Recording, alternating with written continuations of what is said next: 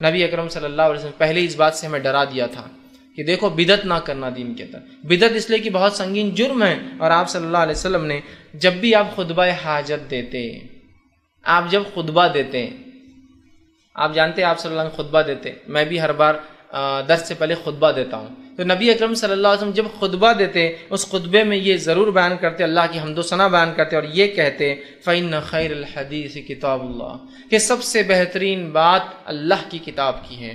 پھر فرماتے ہو خیر الحدی حدی محمد صلی اللہ علیہ وسلم، سب سے بہترین طریقہ محمد صلی اللہ علیہ وسلم کا ہے. پھر فرماتے وَشَرَّ الْأُمُورِ الْمُحْدَثَاتُهَا، اور دین میں نئے کاموں سے بچتے رہنا، دین میں نئے کاموں سے بچتے رہنا. محدثاتها وَكُلُّ مُحْدَثَةٍ بِدْعَةٍ، اس لیے کہ دین میں ہر نیا کام بدعت ہے. وَكُلُّ بِدْعَةٍ ضَلَالَةٍ، اور ہر بدعت گمراہی ہے. وَكُلُّ ضَلَالَةٍ فِي النَّارِ، اور ہر گمراہی کا ٹھکانہ جہنم کی آگ ہے.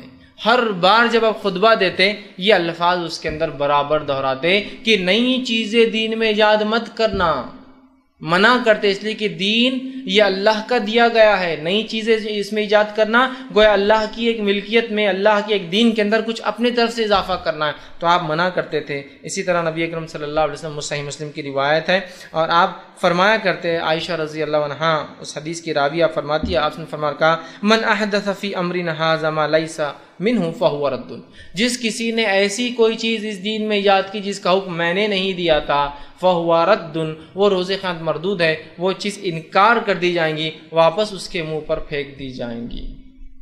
دوسری کی روایت میں آپ فرماتے، یہ بھی صحیح مسلم کی ہی روایت ہے، آپ نے فرمایا کہا کہ جس کسی نے من عمل عملا لیس علیہ امرنا فہو رد، جس کسی نے ایسا کام کیا جس کا حکم میں نے نہیں دیا تھا اسے، تو روز قیامت ایسا عمل مردود ہے، ایسا عمل لوٹا کر اسی شخص کے منہ پر مار دیا جائے گا.